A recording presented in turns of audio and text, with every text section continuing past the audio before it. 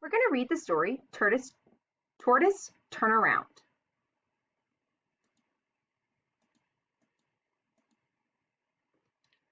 A rare tortoise species is making a comeback.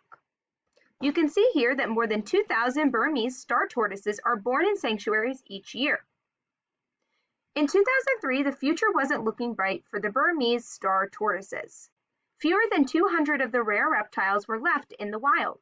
But thanks to conservation efforts, the species is making a slow but steady recovery. Burmese star tortoises are found only in Myanmar, a country in Southeast Asia that used to be known as Burma. The unusual star-shaped patterns on their shells have made the tortoises popular for people who want exotic pets. Many tortoises are illegally caught by poachers, when they sell them for thousands of dollars. Since 2004, conservationists have been leading the effort to save the tortoises. They gathered about 175 of the endangered reptiles, most of which have been seized or taken from poachers by local authorities. Tortoises were placed in sanctuaries so that they breed in protected area. Today, more than 14,000 Burmese star tortoises live in sanctuaries. Conservationists have been slowly releasing some of the tortoises back into the wild over the past few years. First, they attach electronic tracking devices to the animal's shell and mark them with a number in order to identify each tortoise. This has helped crack down on poaching. So far, 7 poachers have been arrested for stealing tortoises released from the sanctuaries. Brian Horn, who works for the Wildlife Conservation Society, one of the groups that is helping save the tortoises, hopes the number of Burmese star tortoises in the wild will one day climb to 100,000. I am very excited about the recovery of this species, he says. I'm going to watch a video real quick.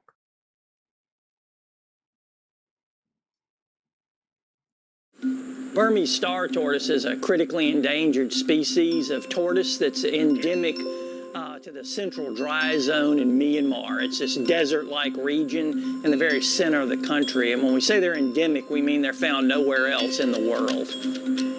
They're also a very pretty tortoise, and they caught the eye of tortoise collectors, and people started paying a lot of money for them. There were very few in captivity, and so people started going into the wild and collecting them, basically just collected them out, drove them to near extinction. The first thing that Wildlife Conservation Society and the Turtle Survival Alliance did is we conducted a number of surveys in the late 1990s and identified the problem because these animals were going extinct in the wild, and we didn't even realize that was taking place. So once we realized that there was a crisis on hand, we began to assemble animals. We ended up with about 175 tortoises that had been confiscated. That was our founder stock. And then we began to breed them. We now have in excess of 14,000 of them in captivity. So we've gone from 175, a global population of 175, up to now over 14,000 tortoises. Our ultimate objective is to have about 100,000 star tortoises in the wild, to restore viable populations in every protected area within the dry zone. And so we've started at one protected area, a small protected area. We figured out how to do this, how to get them actually in the wild, successfully living in the wild. We recently branched out into a second protected area, and we've got our eyes on a third, much larger protected area. This has really been a joint venture between Wildlife Conservation Society, Turtle Survival Alliance, and also the Myanmar Forest Department. The Bronx Zoo played a pivotal role in the project.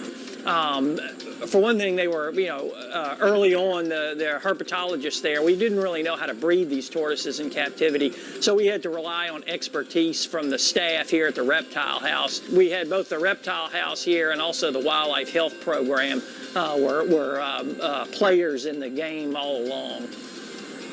There is a parallel between the situation with the star tortoise and the situation with the American bison 100 years ago.